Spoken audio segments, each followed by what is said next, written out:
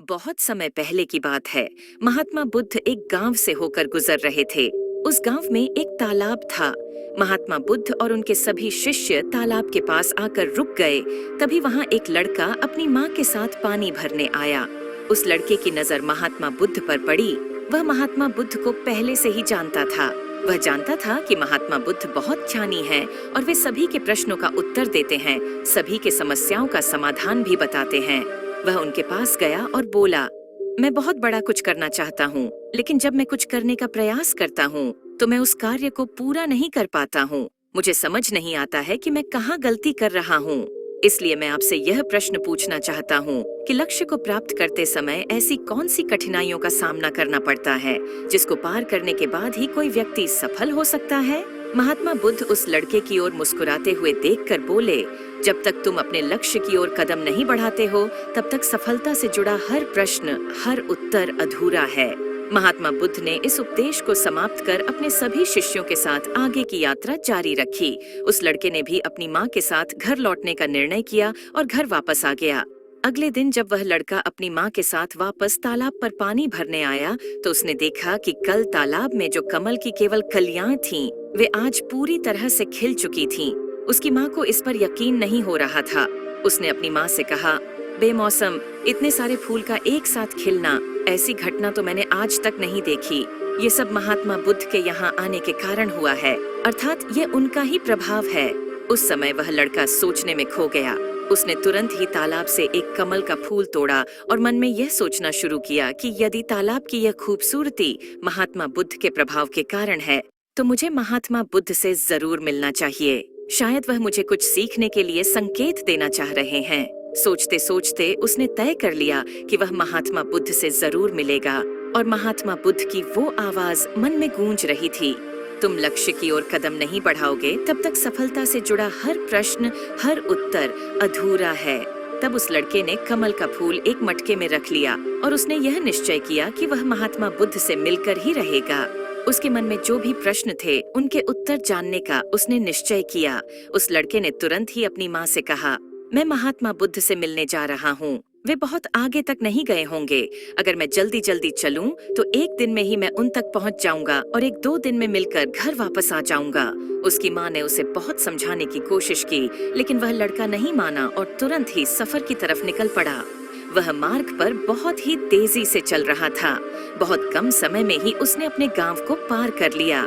चलते चलते उसकी थकान बढ़ रही थी, जिससे उसकी रफ्तार कम होने लगी थी, लेकिन उसने हार नहीं मानी। धीरे धीरे चलता रहा और चलते चलते जंगल में पहुंच गया। जंगल को देखकर उसके मन में डर उत्पन्न हुआ। उसने सोचा कि मैंने आज तक जंगल पार नहीं किया है और इस जंगल में कई जंगली जानवर भी हैं। यदि मैं रास्ता भटक गया तो मैं महात्मा बुद्ध तक कभी नहीं पहुंच पाऊंगा, और यदि मैं किसी गलत रास्ते पर चला गया तो मुझे कम से कम 2 दिन और लगेंगे महात्मा बुद्ध तक पहुंचने के लिए, और यदि वह मुझसे बहुत आगे निकल जाते हैं तो मुझे बाकी रास्ते भी पता नहीं चल पाएंगे और फिर मैं उनसे कभी नहीं मिल पाऊंगा। वह लड़का इसी सोच विचार में डूबा हुआ था। तभी उसने देखा कि उसी रास्ते से एक घोड़े की सवारी आ रही थी। लड़के ने उस घुड़सवार से कहा, क्या तुम मुझे जंगल पार करवा दोगे? मुझे महात्मा बुद्ध से मिलना है और मुझे ये कमल उन्हें देना है। इस पर घुड़सवार ने कहा, मैं आपको जंगल पार नहीं करवा सकता, लेकिन मैं आपकी मदद कर सकता हूँ। ये कमल वाला मटका मैं महात्मा बुद्ध तक पहुँचा सकता हूँ। उस लड़के ने फिर सोचा और विचार किया, यदि मैं पैदल चलूं तो बहुत समय लगेगा और शायद मैं महात्मा बुद्ध से मिल न पाऊं, लेकिन यदि मैं इस मटके को घुड़सवार को दे दूं तो वह बहुत जल्दी महात्मा बुद्ध तक पहुंचा देगा। इससे मेरा काम आसान हो जाएगा और मैं जो मन में चाहता हूं वो भी पूरा हो जाएगा। काफी समय सोच विचार करने के बाद वह निर्णय लिया कि वह मटके वाला कमल घुड़सवार को दे देगा। वह उस मटके को उस घुड़सवार के हाथों सौंपने ही वाला था कि तभी उसे याद आया कि इस कमल को महात्मा बुद्ध तक पहुंचाने के पीछे उसका क्या उद्देश्य था। वह किस उद्देश्य से यह कमल महात्मा बुद्ध के पास ले जा रहा है। तभी उसके मन में एक और विचार आया कि अगर मैं यह मटके वाला कमल लेकर महात्मा बुद्ध तक नहीं पहुंचा तो मेरे प्रश्नों का उत्तर मुझे कैसे मिलेगा, और हो सकता है कि मेरे जीवन में यह एक ही मौका है जिससे मैं महात्मा बुद्ध से मिल सकता हूँ और अपने सभी प्रश्नों के उत्तर जान सकता हूँ। यह सोचकर उसने निर्णय लिया कि वह यह मटका नहीं देगा, मैं इसे खुद ही उन तक पहुँचाऊंगा। काफी कुछ सोचने के बाद वह घुड़सवार से कहता है, मैं यह मटका खुद ही उन तक पहुंचाना चाहता हूँ, क्योंकि उनसे मिलना मेरे लिए बहुत जरूरी है। मेरे मन में कई प्रश्न हैं जिनके उत्तर मुझे उनसे जानना है, इसलिए मैं यह मटका खुद ही उन तक ले जाऊंगा। आपका बहुत बहुत धन्यवाद, आपने मेरे लिए इतना समय निकाला। कृपया मुझे आगे का रास्ता बता दीजिए, मैं उसी रास्ते से चला जाऊंगा। घुड़सवार ने उसे आगे का रास्ता बता दिया तो वह उसी रास्ते पर चलने लगा। अब शाम होने की समय थी और उसके मन में अनेक सवाल उठने लगे। शाम के समय अगर वह जंगल में भटक गया तो क्या होगा? महात्मा बुद्ध से कैसे मिल पाएगा? और अगर मिल न पाया तो क्या उसकी यात्रा बेकार हो जाएगी? ऐसे सोचते हुए उसे पछतावा होने लगा। वो मन ही मन खुद को कोसने लगा और कहने लगा, शायद अच्छा होता अगर मैंने इस मटके को उस घुड़सवार को सौंप दिया होता। इससे कम से कम वह महात्मा बुद्ध तक पहुंचाकर वो अपने घर भी लौट जाता। उस लड़के के मन में तरह तरह के विचार घूम रहे थे कि ऐसा होता तो क्या होता, वैसा होता तो क्या होता, अगर रास्ता भटक गया तो क्या होगा। जब उस लड़के की नजर कमल की ओर पड़ी तो उसे महात्मा बुद्ध की याद आई। महात्मा बुद्ध के चेहरे पर उसने एक ठहराव और अप्रतिम शांति देखी थी। उनकी मुस्कान ने उसमें प्रेरणादायक ऊर्जा का संचार किया था। उसने समझा कि उसकी यात्रा का उद्देश्य न केवल महात्मा बुद्ध से मिलना है, बल्कि उनसे बहुत कुछ सीखना भी है। उसके मन में महात्मा बुद्ध से मिलने की तीव्र इच्छा फिर से जागृत हो गई और वह अब निश्चित था कि वह अपने मार्ग पर आगे बढ़ेगा। जब उसने जंगल की सीमा को पार कर लिया तो उसने महसूस किया कि जब जब वह अपने उद्देश्य को याद करता है तो रास्ते की मुश्किलें कम होती जा रही थीं। ये घटना सिर्फ उस लड़के की कहानी नहीं है, बल्कि यह हर व्यक्ति के साथ होती है। जब हम अपने उद्देश्य को याद रखते हैं तो हमारे मार्ग में आने वाली रुकावटें छोटी पड़ जाती हैं और हम उन्हें आसानी से पार करके अपने लक्ष्य की ओर बढ़ते हैं। इसके बाद उस लड़के को यह एहसास हुआ कि उसे अपना उद्देश्य याद रखना है और धीरे धीरे आगे बढ़ते रहना है। उसने सभी चिंताओं को छोड़ दिया और आगे बढ़ता गया। हालांकि चलते चलते वह काफी थक चुका था और जब उसने जंगल को पार किया तो उसे एक छोटी सी कुटिया दिखाई दी। उस कुटिया में एक सुंदर स्त्री रहती थी। वह लड़का थक चुका था और जोरों की प्यास महसूस कर रहा था। वह कुटिया में चला गया और वहाँ पर उस स्त्री से पानी मांगा। उस स्त्री ने उस लड़के को पानी पिलाया और लड़के से पूछा वो इस तरह क्यों भटक रहा है। तो उस लड़के ने उत्तर दिया कि वो महात्मा बुद्ध के ज्ञान की अभिलाषी है और वो उनसे मिलना चाहता है। तभी उस स्त्री ने लड़के से पूछा, आखिर तुम महात्मा बुद्ध से मिलना क्यों चाहते हो? तब वह लड़का कहता है, मेरे मन में बहुत सारे प्रश्न हैं जिनका उत्तर जानने के लिए मैं उनसे मिलने जा रहा हूँ। वह लड़का अपनी बातें कह रहा था, जबकि दूसरी ओर उस लड़की के मन में उस लड़के के प्रति प्रेम जाग रहा था। मन ही मन वह लड़की उसे पसंद करने लगी थी। वह लड़की उस लड़के को रोकना चाहती थी और उससे कहती है, आज तुम यहीं रुक जाओ, वैसे भी शाम होने का है और बहुत जल्द रात भी होने वाली है। ऐसे में तुम कहाँ जाओगे? इससे अच्छा है कि आज रात तुम यहीं रुक जाओ। उस लड़की की बातों को सुनकर वह लड़का समझ चुका था कि वह उसे पसंद करने लगी है। वह लड़का उस लड़की की सुंदरता को मन ही मन निहारते हुए सोच रहा था, मैं इससे विवाह कर लूं तो मेरा जीवन संभल जाएगा और जीने में आनंद भी आएगा। उस लड़के ने सोचा, ऐसे भी मैं आज रात महात्मा बुद्ध से मिल नहीं पाऊंगा तो क्यों न मैं यहीं पर रुक जाऊं। फिर उसने जवाब देते हुए कहा, मैं कुछ देर में सोचकर बताता हूँ। लड़का इस विषय में सोचता रहा। तब तक उसके मन में फिर से महात्मा बुद्ध की वो बात याद आई। उसे एहसास हुआ कि मैं इतनी दूर से यहाँ क्यों आया हूँ और उसने मन ही मन सवाल किया कि क्या मैं यहाँ इतनी दूर इस लड़की के साथ मित्रता, प्रेम अथवा विवाह करने आया हूँ? नहीं नहीं, ये मेरी प्रेमिका ये नहीं बन सकती। क्या भरोसा आज को इसका मन मेरे पर आया है, कल किसी और पर आ जाए। लड़के ने तुरंत ही उस कमल की ओर देखा और उसे उसका उद्देश्य याद आ गया। उसने जल्दी से निर्णय लिया कि वह आगे अपनी लक्ष्य की ओर कूच करेगा। उसने लड़की को मना किया और अपने मार्ग की ओर प्रस्थान किया। जब वह आगे की ओर बढ़ने लगा तभी उसे अपने निर्णय पर अफसोस होने लगा। उसे ऐसा लग रहा था कि अगर मुझे महात्मा बुद्ध ना मिले तो उसके हाथ से वह लड़की भी चली जाएगी। उसे इस बात का बहुत दुख था, फिर भी वह आगे बढ़ता गया। कुछ दूर जाने के बाद जब उसका मन शांत हुआ तब उसे यह एहसास हुआ कि यदि वह उस स्त्री के पास रुक जाता तो वह अपने उद्देश्य में कभी सफल नहीं हो पाता और उसकी यह यात्रा बेकार हो जाती।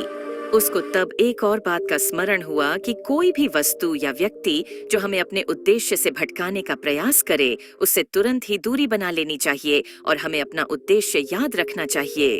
वह लड़का सोच विचार करते हुए आगे बढ़ रहा था। तभी मार्ग में एक बुजुर्ग आदमी से मिला।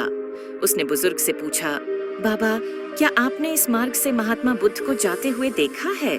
पिछले गांव में किसी ने बताया कि वह इसी मार्ग से आगे बढ़े थे। क्या आप बता सकते हैं वह किस तरफ गए हैं?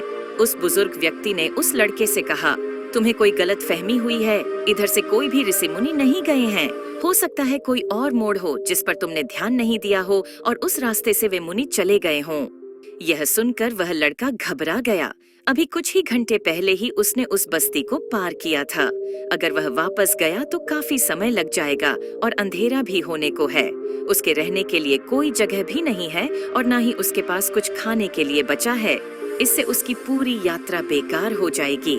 मुझे तो लगता था कि मैं महात्मा बुद्ध से मिल पाऊंगा, लेकिन अब लगता है कि उनसे मिलना इस जन्म में तो संभव नहीं है। इस प्रकार के कई विचार उस लड़के के मन में उमड़ने लगे थे। वह लड़का खुद पर संदेह करने लगा। जैसे ही उसके मन में इस प्रकार के विचार उत्पन्न हुए, मानो उसके पैरों में किसी ने बेड़ियां डाल दी हों। वह बार बार केवल एक ही बात सोच रहा था, आखिर मुझे वह क्यों नहीं दिखाई दिया? मैं बार बार एक ही गलती क्यों करता हूँ? मुझसे इतनी बड़ी गलती कैसे हो गई? वह लड़का सर पकड़कर वहीं बैठ गया। कुछ देर तक तो उसे कुछ समझ नहीं आ रहा था। तभी उस लड़के को उसकी माँ की बात याद आई कि हर गलती में कोई न कोई सीख छुपी होती है जो हमारे जीवन को और भी बेहतर बनाती है। और इस बात को सोचते ही उसका मन पूरी तरह से शांत हो चुका था और वह लड़का बार बार अपने मन में एक ही बात दोहरा रहा था कि हर गलती में सीख छुपी होती है और वह हमें और बेहतर बनाने आती है। उसने अपनी गलती को स्वीकार किया। हाँ, मुझसे गलती हो गई है। मैं जल्दीबाजी में बिना सोचे समझे मार्ग में आगे बढ़ रहा था। जैसे जैसे लोगों ने कहा, उसी तरह से वह आगे की ओर बढ़ता गया। उसकी गलती स्वीकार करते ही उसका मन शांत हो गया। उसकी आशा अब निराशा में बदल चुकी थी। वह एक पेड़ के नीचे बैठा हुआ था। तभी उसने देखा कि कुछ जानवर नदी से पानी पी रहे थे। ये सब देखकर उस लड़के को याद आया कि जब वह पहली बार महात्मा बुद्ध से मिला था तो वह पानी के पास मिला था और महात्मा बुद्ध के साथ उनके कई शिष्य भी थे। सभी को पानी की जरूरत तो पड़ेगी ही। इस बात पर उस लड़के को तुरंत यह समझ में आया कि बुद्ध भी उसी रास्ते से भ्रमण कर रहे होंगे। तभी उसने सोच विचार कर तय किया कि वापस जाने से अच्छा है क्यों न मैं नदी के किनारे किनारे होते हुए आगे की ओर बढ़ता रहूं। ऐसा सोचते ही उसने तुरंत रास्ता बदल दिया और अब नदी के रास्ते आगे बढ़ता गया। जैसे जैसे वह आगे बढ़ता गया, उसका मन और भी हल्का होता गया। इस अनुभव के साथ उसने महसूस किया कि जब मन शांत होता है तो हमारा मन बहुत हल्का हो जाता है। हम जल्दबाजी नहीं करते और न ही किसी में या खुद में कमियां ढूंढते हैं। हमारी बुद्धि पहले से बेहतर काम करने लगती है। उसने यह भी महसूस किया कि खुद से शिकायत करना एक बहुत बड़ी कमी है जो हमें दुख और पीड़ा देती है। चलते चलते उसके मन में यह विचार आया कि यदि वह अपने गांव में ही रुक जाता तो यह सारे अनुभव कभी नहीं होते। ऐसा सोचते सोचते वह मार्ग में आगे बढ़ता गया। तब उसे महात्मा बुद्ध के कुछ शिष्यों पर नजर पड़ा। उन्हें देखकर वह बहुत खुश हुआ। उनके शिष्यों को देखकर वह तेजी से आगे बढ़ा और अंत में महात्मा बुद्ध तक पहुंच गया। जब वह महात्मा बुद्ध से मिला तो उन्हें प्रणाम किया और तुरंत ही उन्हें कमल का फूल भेंट किया। महात्मा बुद्ध उस कमल के फूल को अपने हाथों में लेते हुए बोले, बहुत सुंदर, ये कमल पूरी तरह खिल चुका है। 2 दिन पहले ही तुमने मुझसे पूछा था कि लक्ष्य को पार करने के लिए कौन सी कठिनाइयों को पार करना पड़ता है। तुम्हारा ये धैर्य और मुस्कान देखकर लग रहा है तुमने रास्ते में बहुत सारे अनुभव को इकट्ठा करके अपने जीवन रूपी पुस्तक में संजो कर रख लिया है। इस पर वह लड़के ने रास्ते में घटित सारी बातें महात्मा बुद्ध को बता दी। तब महात्मा बुद्ध बोले, मैं तुम्हारे सारे सवालों का उत्तर दूंगा। तब बुद्ध कहते हैं, बिना कोशिश के हर चीज अधूरी है। जब इंसान किसी लक्ष्य को प्राप्त करने के लिए रास्ते पर चलता है तो सबसे पहले अपने अनुभव से ही सीखता है। जब धीरे धीरे उसकी बुद्धि बढ़ने लगती है तो वह दूसरों के भी गलतियों से सीखने लगता है। जीवन में लक्ष्य प्राप्ति के लिए एवं किसी उद्देश्य में सफलता प्राप्त करने के लिए हमें उस रास्ते पर चलना पड़ेगा। तभी हम सफलता प्राप्त करने की रहस्य को जान पाएंगे। हर लक्ष्य को हासिल करने में कुछ चुनौतियां आती हैं और इनका समाधान करने के बाद ही हम अपने लक्ष्य तक पहुंच सकते हैं। अगर तुमने उन चुनौतियों का सामना कर लिया तो तुम अपने लक्ष्य को हासिल कर लोगे। तुम जैसे कि यह कमल का फूल मेरे तक पहुंचाना चाहते थे और तुम्हारा उद्देश्य भी यही था और तुमने यह समझ लिया था कि इस फूल को यहाँ तक पहुंचाने के पीछे तुम्हारा वास्तविक उद्देश्य क्या था। हर बार जब तुम इस फूल को देखते थे तो तुम्हें तुम्हारा उद्देश्य याद आ जाता था। तुमने अपने अनुभव से सीखा कि मंजिल तक कैसे पहुंचा जाए। तुम्हारे मन में कई तरह के डर और संदेह उत्पन्न हो रहे थे। क्या पता तुम मुझ तक पहुंच पाओगे या नहीं? क्या पता इस जंगल को पार कर पाओगे या नहीं? तुमने कभी आज तक जंगल पार नहीं किया था और तुम्हें रास्ते में कई तरह की रुकावटें झेलनी पड़ी। जब हमारे रास्ते में तरह तरह की रुकावटें उत्पन्न होती हैं, तो हमारा मन बाधित होने लगता है और हम अपने लक्ष्य से भटक जाते हैं। लेकिन जब हम अपना सारा ध्यान रुकावट से हटाकर अपने उद्देश्य पर लगाते हैं, तो सारी रुकावटें खुद ही छोटी लगने लगती हैं और हम रुकावट को से पार करते जाते हैं। शुरुआत में सभी की यही समस्या होती है। वह नहीं समझ पाते हैं कि उन्हें जीवन में सफल होना आवश्यक क्यों है, क्यों वह कुछ करना चाहते हैं। उनके सामने बहुत सारी परेशानियां आती रहती हैं और वे उन परेशानियों के सामने हार मान लेते हैं। लेकिन जैसे जैसे आप आगे बढ़ते हैं और अपने लक्ष्य के प्रति पूर्ण रूप से समर्पित होते हैं, तो सफलता की ओर बढ़ना आसान हो जाता है। असली शक्ति इच्छाओं को पूरा करने में नहीं है, बल्कि यह है कि हम सब कुछ जानते हुए भी सही काम नहीं कर पाते हैं। अगर हम अपने उद्देश्य की ओर बढ़ते हुए किसी भ्रमजाल के आकर्षण का मोहपाश में फंसकर रुक जाते हैं और हमारी लक्ष्य प्राप्ति की यात्रा अधूरी रह जाती है। जैसे कि इस यात्रा के दौरान तुमने हमेशा फूल को अपने साथ रखा, वैसे ही हमें उद्देश्य को हमेशा सामने रखना चाहिए। हमारा लक्ष्य हमेशा आंखों के सामने होना चाहिए ताकि हमें निर्णय लेने में आसानी हो। क्या ये कहानी हमें सिखाती है कि समर्पण, संघर्ष और ध्यान, ये 3 गुण हमें जीवन में सफलता की दिशा में आगे बढ़ने में मदद करते हैं? हमारे लक्ष्य को समझना, समर्पित रहना और हमेशा आंखों के सामने रखना हमारे उस मार्ग को प्रशस्त करता है जो हमें सफलता की ओर ले जाता है। रास्ते में आने वाली रुकावटों को समझकर उनसे अनुभव एकत्रित कर हम अपने उद्देश्य को प्राप्त कर सकते हैं। जीवन की यात्रा में हमें सही निर्णय लेने की क्षमता, स्थिरता और अनुभव की आवश्यकता होती है। इन गुणों के साथ हम सफलता की ओर बढ़ सकते हैं और अपने सपनों को पूरा कर सकते हैं। यदि इस कहानी से कुछ नया सीखने को मिला हो तो प्लीज वीडियो को लाइक कर चैनल को सब्सक्राइब कर लें, जिससे हर रोज मेरे मोटिवेशनल वीडियो आपको मिलते रहे। दोस्तों, हम आपसे फिर मिलेंगे ऐसे ही एक कहानी के साथ। तब तक के लिए आप जहां भी रहिए, खुश रहिए और खुशियां बांटते रहिए। जय हिंद, जय भारत।